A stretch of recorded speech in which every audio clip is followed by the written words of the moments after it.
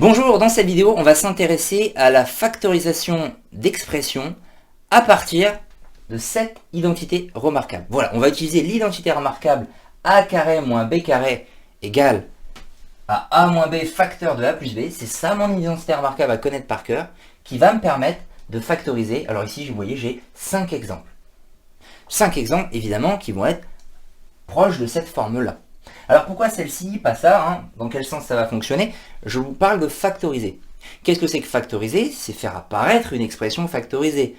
C'est-à-dire quelque chose de la forme un nombre fois un autre. C'est ça quand on factorise. On met en facteur quelque chose. Il y a une multiplication qui apparaît. Et c'est ce que vous trouvez ici. Ici, vous avez un nombre fois, je vous rappelle qu'entre deux parenthèses, on peut ne pas mettre le fois, mais là, il existe. Hein. Donc c'est bien un nombre fois un autre. Ça, c'est la forme factorisée. Et ça, c'est la forme développée. La forme développée, c'est globalement une addition, une soustraction. C'est ce qu'on a là. Et donc, notre objectif, c'est de passer de la forme développée à la forme factorisée. On factorise. Et on va utiliser ça. Alors ça, c'est quoi? C'est très important. J'ai repassé en rouge vraiment les conditions qu'on doit retrouver. C'est un nombre au carré moins, très important, moins un autre nombre au carré. Et si on a ça, alors on factorise de cette façon-là. On va dire le nombre moins l'autre. Alors on n'est pas obligé de commencer par le moins, on peut commencer par le plus. Ce qui compte, c'est d'avoir moins dans une parenthèse, plus dans l'autre. Ça c'est le premier point. Et le deuxième point, attention, surtout, les carrés disparaissent ici. Il faut qu'on ait des carrés sur la forme développée pour factoriser ainsi. Mais là, il n'y a pas les carrés. Pour vous rappeler, si je reprends tout ça et que je le redéveloppe, grâce à la double distributivité, ben là je ferai réapparaître les carrés qui sont ici. Mais là, on ne les met pas. Pour l'avoir intégré. Bah c'est parti, je vais utiliser ceci sur mes 5 exemples. Et on va voir différents cas, tous les cas possibles. J'ai ici le plus simple. J'ai x au carré, donc un nombre au carré, moins un autre nombre au carré. Ceci est déjà sous la forme de mon identité remarquable. Donc je peux l'appliquer tout de suite, immédiatement. Ça va donner ce nombre-ci, x, seulement x, pas de parenthèse, moins celui-là. Dans la première parenthèse, bien sûr, donc je vais appliquer ce que j'ai là, le nombre moins l'autre, sans les carrés, facteur de, c'est comme ça qu'on dit, eh bien, les mêmes nombres, sauf qu'au lieu de mettre un moins, il faut que je mette un plus. Voilà, j'ai factorisé mon expression avec l'identité remarquable. Je vais faire le même travail ici. Mais on peut déjà voir qu'il y a un petit souci. Il y a un petit souci qu'on va rencontrer d'ailleurs dans beaucoup d'occasions. Hein. C'est surtout ce cas-là qu'on rencontre. Là, c'était gentil, mais il faut savoir faire ça. Alors, quel est le problème? C'est que je n'ai pas de carré ici. Bon, c'est pas mal quand même. J'ai un nombre moins un autre au carré. Et on va dire que j'ai 2 choses sur 3 de ce que je dois avoir pour utiliser. Et bien, je vais faire en sorte d'avoir la troisième chose qui me manque. C'est-à-dire écrire ceci aussi sous la forme d'un carré. Parce que c'est possible. C'est toujours possible. Et c'est un cas particulier d'ailleurs, 25. Alors, sous la forme d'un carré, regardez, je veux ça. Je veux un nombre au carré, moins, je dois toujours avoir mon moins, un autre au carré. Bon, l'autre, c'est t qui est déjà au carré, il n'y a pas de raison de changer. Facile, celui-là, le moins jamais. Il faut juste dire que 25, c'est quelque chose au carré. Et lui, ça tombe juste. Regardez ma liste qui est là, justement. J'ai écrit ici la liste de ce qu'on appelle les carrés parfaits. C'est-à-dire des nombres qui sont déjà le carré d'un nombre entier. 1, c'est le carré de 1. Bon, c'est un cas particulier à connaître quand même. 1 fois 1, ça fait 1. C'est ça au carré, c'est le nombre fois lui-même. 4, c'est un carré parfait. C'est les carrés de 2. 2 fois 2. 9, c'est le carré de 3. 3 fois 3 égale 9. Voilà, vous avez les carrés parfaits ici. Et donc en fait, on retrouve 1 au carré, 2 au carré, voilà, 3 fois 3, 4 fois 4. Ce sont nos tables de multiplication, mais les situations où c'est le nombre fois lui-même. Donc les carrés. Et bien il se trouve que 25, c'est un carré parfait. 25, c'est 5 mis au carré. Donc plutôt que laisser 25, parce que si je laisse ça comme ça, je ne peux pas utiliser ma formule, je vais écrire 25 comme étant 5 au carré. Ça fait bien 25, j'ai bien la même expression. Sauf que là, je retrouve ma forme de l'identité remarquable. Et donc, je vais pouvoir factoriser. Je vais dire que c'est 5 moins celui-là, sans les carrés, encore une fois, facteur de 5 plus celui-là. Je vous redis, je ne suis pas obligé de commencer par moins. Bon, j'ai factorisé. Ici, c'est pareil. C'est encore un cas particulier, mais on n'y pense pas d'ailleurs. Celui-là, souvent, on a un peu de mal. 1 moins b carré, il me manque qu'une seule chose, c'est aussi d'écrire ça comme étant un carré. Bien faire apparaître mes carrés aux deux endroits, sur les deux nombres. B, il est déjà au carré. Pas de problème. C'est le 1, mon problème. Bah, il se trouve que 1, c'est encore dans ma liste. Il faut penser que 1 fois 1, qui est donc 1 au carré, c'est 1 fois encore lui-même, 1 au carré. 1 fois 1, ça fait 1. 1, c'est aussi égal à 1 au carré.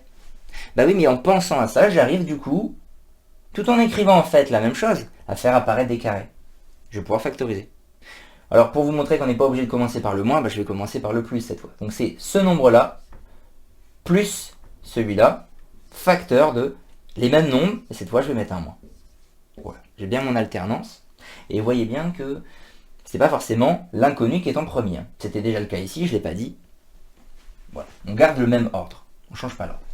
Je vais passer là au cas général.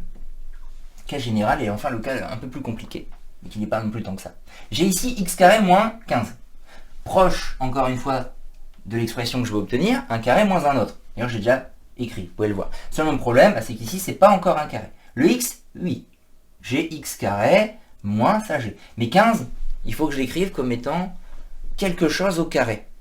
Et bien là, ce que je veux dire, c'est une astuce, et encore même pas, mais c'est tout le temps la même chose. En fait, on va avoir recours à la racine carrée. Parce que pour n'importe quel nombre, vous pouvez dire toujours que la racine carrée du nombre, si vous la mettez au carré, ça fait le nombre lui-même.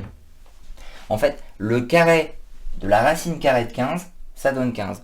Très simplement parce que la racine carrée et le carré sont deux choses qui s'éliminent, qui se neutralisent. Donc si ces deux-là s'éliminent, qu'est-ce qui reste ici? Bah, le 15. Donc on voit bien que ça, c'est égal à 15. Vous pouvez le saisir à la calculatrice pour vérifier. Pour information, ça marche aussi dans l'autre sens, mais c'est pas ça que je vais utiliser. Mais sachez que 15 au carré, si vous prenez la racine carrée, bien là encore, la racine carrée et le carré s'élimineront, et ça fait aussi 15. Et moi, je vais utiliser ça, et tout le temps ça.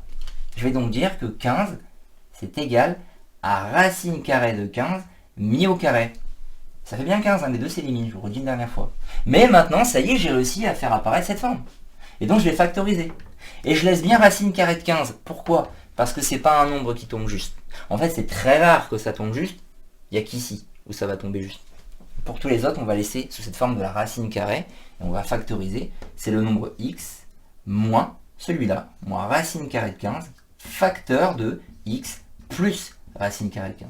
Voilà, j'ai factorisé. J'ai fini. Je passe quand même au dernier. Avant de faire ça, je vous explique que ce que je viens de dire avec la racine carrée, c'est valable vraiment tout le temps. J'en ai pas parlé avant, mais c'était pas parce que c'était pas valable. En fait, j'aurais pu le faire. Ici, j'ai mis la racine carrée de 25. J'aurais dit, hein, racine carrée de 15 quand on a 15. Si j'avais 17, j'aurais mis racine carrée de 17. Là, j'ai 25. J'aurais pu écrire racine carrée de 25. Pourquoi je ne l'ai pas écrit? Bah parce que racine carrée de 25, justement, exceptionnellement, ça tombe juste. Ça fait 5. Parce que ça fait partie des carrés parfaits. Ici aussi, j'aurais pu dire que je faisais racine carrée de 1. Mais racine carrée de 1, ça aussi, ça fait 1. Vous pouvez le vérifier à la calculatrice. Voilà, c'est les cas particuliers où la racine tombe juste. Mais sinon, on laissera comme ça. On laissera la racine apparente. On finit avec ce dernier cas. Je dois faire apparaître encore une fois un nombre au carré moins un autre au carré. Là encore, celui-là n'est pas au carré. Mais c'est pas si difficile. 36, c'est un carré parfait.